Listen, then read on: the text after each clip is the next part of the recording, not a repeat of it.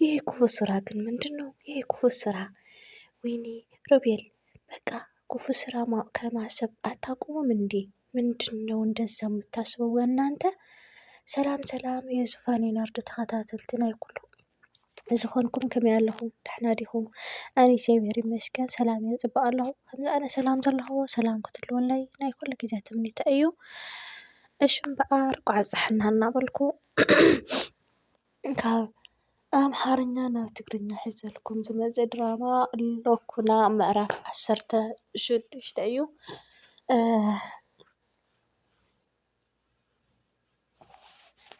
እሺ እምበኣር ጀሚራ ክሳብ ዝፍፅም ምሳይ ክፀንሑ ቅድሚያ ግን ላይክ ሸር ሳብስክራይብ እናገበርኩም ቤተሰብ ኩኑ ኣብኡ ከብለኩም እየ ምሳይ ፅንሑ። ናይ ሎማዓንቲ ብጣዕሚ ገሪምኒ ኣነ ብጣዕሚ ገሪምኒ ማለት እዩ። ክብረት ኣሕዋት ኣድናን ሕጂ እዩ ነቂሑ ዋላ ይንቃሕ ዳኣ እምበር ግን ገና እዩ ኣይነቐሐን። ዕርዩ ፅቡቅ ገይሩ ኣይነቐሐን ፅቡቅ ገይሩ ኣይተረድኡን ዘሎ እንታይ ኢኻ ኮንካ እንታይ እየ ገይረካ ክትብሎ ከላ ሚራ ኣድናን ግን ወላ ሓንቲ ኣይኮንኩን ኢሉ ገፅ እንተኸለኣ 100% ውሽጡ ግን ብዙሕ እንትን ኣይኮነን እዩ ናብዚ ናብዚ እዩ ደብሎ ዘሎ። ምክንያቱ እቲ ቆልዓ ኣከብዳ ዘለስ ናተይ ንኸይኾን ዝብል ሓሳብ ገለመለ ስለ ዘለዎ ማለት እዩ። ትክክለኛ ክኸውን ዘለዎ ግን ድርቕ ኢልካ ኩሉ ነገር የማነ ፀጋም ኢልካ ተትርኢ ፅቡቅ እዩ ክብለካ ደሊ ኣድናን ንቓሕ ንቓሕ ንቓሕ ንቓሕ ሚራ ግን ማለት እዩ ሚራ ምስ ኣቤል ኮይና ምስ ሮቤል ኮይና ተኣልሞ ደላ ተንኮል መቸም መጀመርያ ከምዚ ደስ ዝብል ክኾን ይኽእል ድሓር ግን መቕበሪኦም ክኸውን እንድዩ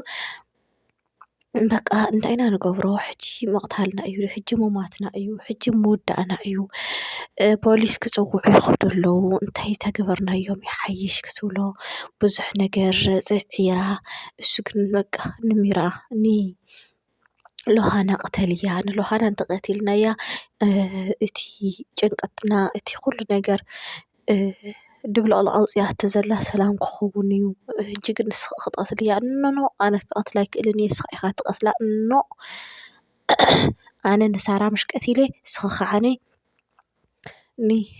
ሎሃና ቅተልያ ኢልዋ እሳ ድማ ብጣዕሚ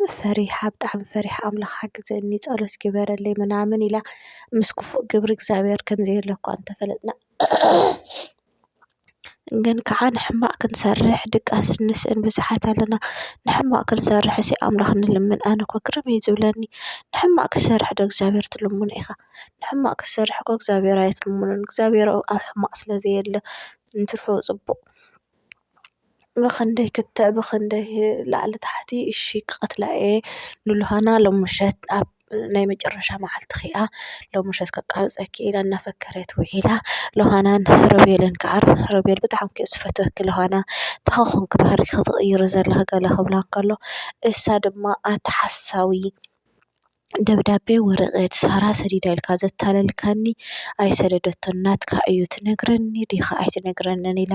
ካራ ኣልዒላ ክትወቅዖ ክትብል ከላ እሱ ድማ ኖ እዚ ካራ ካብ ጥቃያ ርሕቕ እዩ ሓቂ ክነግረኪ ኖ ገለ ምስ በላ ሓራይ ድሓን ንገረኒ ኣይውዕካኒ ግን እንትተሓሲኻ ግን በዚኣ ክሓርደካ እየ ገለ ምስ በለቶ ኣነ ብርግፃኒ እየ ፅሒፈዮ እወ ግን ከዓ ሰላም ምእንቲ ንኽትረኽቢ ናትካ ሓልዮት ናትኪ ጭንቀት እዩ ከምኡ ገይሩኒ ምስ በላ ኣወዳንኻ ብካልእ እምበር ሓሲብካዮ ኢላ ንኣኡ ተፃሪፋቶ ተመላሊሳቶ እሱ ከዓ ኣነ እኮ ሰብኣይ እየ ንዓይ ኣይተፍርሐኒ ምስ በለ ኣነ እውን ኣነ እየ ንዓይ ኣይተፍርሐኒ ምስ በለቶ እዛ ካራ ኢዳ ጥውይ ኣቢሉ ሕዝ ኣቢሉ እንቋዕ ንኣ ኣይሓረዳ እምበር ኣሸኒፍዋ ማለት እዩ። ድሓር ከዓ ይቅርታ ሮቤል ግደፈኒ ስደደኒ ኢላቶ እሺ ኣብ ርእሰይ ግን ዝኾነ ነገር ተንኮል ክትኣልም እንተሓሲብኪ ሞት እዛ ካራ እዚኣ ንዓኺ እያ መቕተሊትኪ እያ ኢልዋ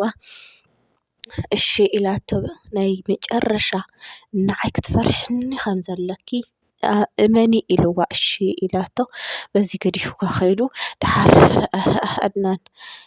በሊ ሎሃና ኣነ እኮ ይፈትወኪ ኣነ እኮ ብጣዕሚ ፍሉይ ቦታ እዩ ደለኒ ንዓኺ ገለ ክብላ ከሎ ሎሃና ከዓ ምልስ ኣቢላ ዋላ ኣነ ብጣዕሚ እየ ዝፈትወካ ኢላቶ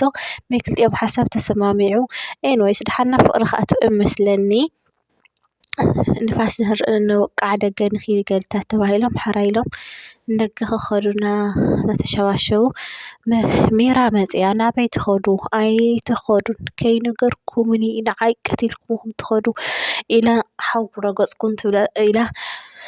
ኣድናን ከዓ ስሕብ ኣቢሉን እየዋ ንፅሕሕ ኣቢሉ ዋችር እንታዲኺ ይምልከተከ ኣብ ክልቴና ናብ ደስ ዝበለና ዘይንኸድ ኢሉ ዝተፃረፋ እስታ ክትዓብድ ደልያ ኣድናንን ሉሃናን ከይዶም ተናፊሶም ከባብታት ተንቀሳቒሶም ደስ ድብል ንፋስ ተወቒዖም ገለታት ገለመልታት ደስ ድብል ዕላል ኣዕሊሎም ናይ ልቦም ኣዕሊሎም ገለ ንፍስ ኢሉሎም ተሓጒሶም ገለመለ እሞ ኣንሕናሲ እዛ ፅሕፍቲ ንምንታይ ከምፅሓፋ ርግፀኛ ይደሊ ኣለኹ ንከዓ ሮቤል ከምፅሓፋ ርግፀኛ ዲኻ ኢላኒ ኣድናን ሓቲታቶ ሉሃና ጎራሕ እያ ኣድናን ከዓ እንድዒ ብምንታይ እሞ ርግፀኛ ኢልዋ ሕጂ እስኻስ ጅል ኣይትኹን በቃ ስኢልካ ፈዛዝ ኣይትኹን ንቓሕ ኣስተውዕል ሰበይቲ ኸበይ ኣላ ስኸበይ ኣለኻ ሮቤል ኣበይ ኣሎ እስኻስ ንቓሕ ኢላቶ እሞ ሕጂ እንታይ ክገብር ዘለኒ በቃ እቲ ቆልዓ ኣመርምርዎ ኣመርሚርኩም ናይ መን ምዃኑ ፍለጥ ድሕሪ እስኻ ዓርስኻ ክኣል ኢላቶ ብኸመይ እሞ ከመርምራ የተረገመች ንሳሲ ሶሪ ዝተረገመት ንሳሲ ናብ ሕክምና ክትከደለይ ኣይትኽእልን እያ ገለ ሰለዋ ገለ ኢልዋ ይሃልዋ እስኻ ግን ዝግበር ጌርካ ውሉድካ ድዩ ኣይኮነን ክትፈልጥ ክትክእል ኣለካ ኢላቶ ስለቲ ምክርኺ ብጣዕሚ እየ ዘመስግን ቴንኪዩ ኢሉ ተሓጒሱ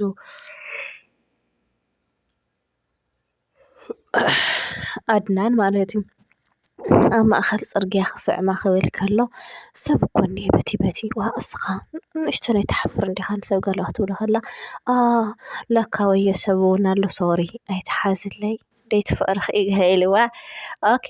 ተታሒዞም ገዛ ከይዶም ሮቤል